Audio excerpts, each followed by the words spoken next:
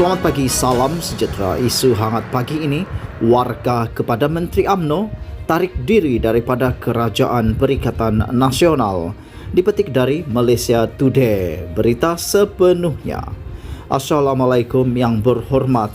Saya menulis surat ini sebagai ahli UMNO untuk menyarankan kepada para yang berhormat Menteri dan Timbalan Menteri UMNO supaya menarik diri daripada Kerajaan Perikatan Nasional PN dengan segera. Selepas memberi peluang lebih setahun kepada kerajaan PN untuk menguruskan krisis ini, ternyata keputusan-keputusan dan dasar-dasar mereka terbukti gagal, malah merunukkan lagi keadaan.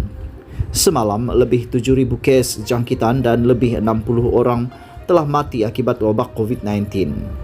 Kita, Malaysia, adalah antara negara yang semakin merosot di dunia dengan dalam menangani krisis COVID-19 ini, berbanding negara-negara lain termasuk negara-negara jiran. Ini tidak boleh diteruskan dan diterima lagi kerana nyawa rakyat yang dipertaruhkan semakin terdedah kepada bahaya. Keadaan ini perlu diubah dengan perubahan dasar-dasar yang lebih baik, lebih berkesan dan tidak memudaratkan rakyat. Sebab itu kerajaan hari ini perlu ditukar supaya dasar-dasar dan keputusan kerajaan juga boleh ditukar. Salah satu cara untuk melaksanakan perkara ini ialah dengan ahli-ahli parlimen, terutama menteri-menteri UMNO, menarik diri daripada kerajaan PN. Dengan ini, kerajaan dan kabinet baru boleh dibentuk mengikut undang-undang, sama ada melalui pilihan raya atau melalui kerajaan sementara, sehingga wabak COVID-19 reda. Sebab selagi kita UMNO berada dalam kerajaan PN ini, kita tidak boleh menentukan dasar.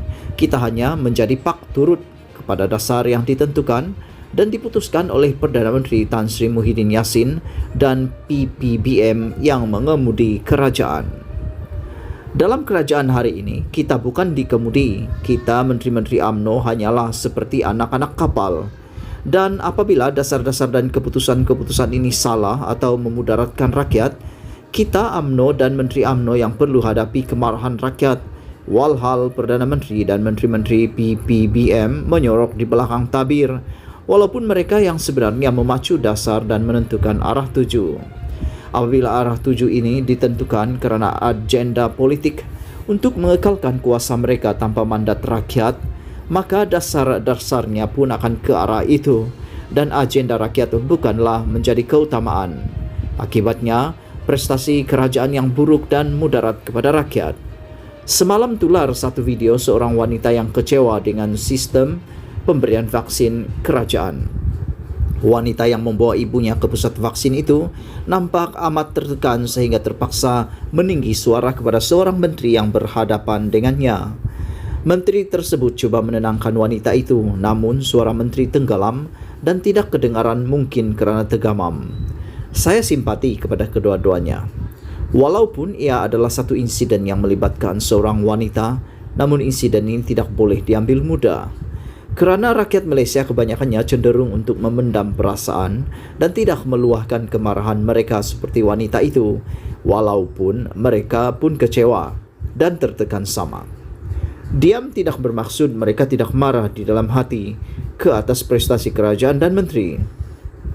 Jika ada seorang yang amat tertekan seperti wanita itu sehingga tidak dapat menahan perasaan di khalayak ramai, maksudnya ada ramai, malah berjuta lagi rakyat yang berperasaan yang sama tetapi memendam kemarahan. Kemarahan ini biasanya ditujukan nanti dalam pilihan raya dan di peti undi.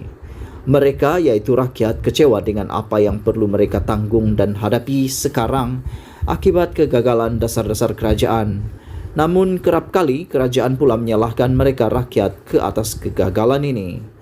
Tambahan lagi, kerajaan tidak boleh dipersoal kerana parlimen masih ditutup dan Perdana Menteri sendiri masih enggan membuat sidang media terbuka, namun menyuruh Menteri UMNO untuk menjawab soalan-soalan dan menerima keluhan rakyat. Kebertanggungjawaban kerajaan dan Perdana Menteri adalah samar dan hampir tiada. Menteri-menteri memang perlu berhadapan dengan maklum balas rakyat, waima baik atau buruk. Kerana itu adalah termasuk dalam tugas mereka dan mereka dibayar gaji berpuluh ribu sebulan untuk kerja ini.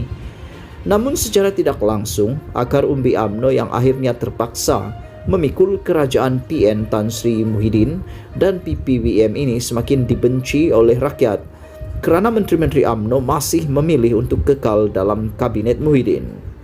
Bagaimana nanti kita akan menjawab dengan rakyat dalam pilihan raya apabila mereka tanya kita apa yang kita buat selama kita berada dalam kerajaan PN yang gagal dahulu? Yang perlu dijawab atau yang perlu jawab di hadapan di lapangan dengan pengundi-pengundi berkenan hal ini apabila pilihan raya nanti kebanyakannya adalah berjuta-juta akar umbi UMNO yang merayu undi kepada berpuluh ribu pengundi di setiap kawasan mereka. Sebab itu saya sarankan supaya menteri-menteri serta timbalan menteri UMNO segera menarik diri daripada kerajaan PN. Semakin lama kita bersama dalam kerajaan PN ini, selagi itulah kita tidak akan mengubah arah tuju dasar negara dan hanya mengikut dari belakang dalam kerajaan yang gagal.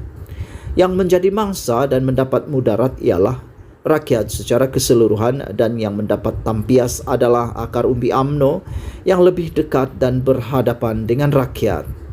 Keputusan Perhimpunan Agung UMNO baru-baru ini telah pun memberi mandat untuk kita menarik diri pada bila-bila masa menjelang Ogos 2021. Ini bermaksud kita tidak perlu tunggu sehingga Ogos baru hendak tarik diri apabila mungkin nasi sudah menjadi bubur.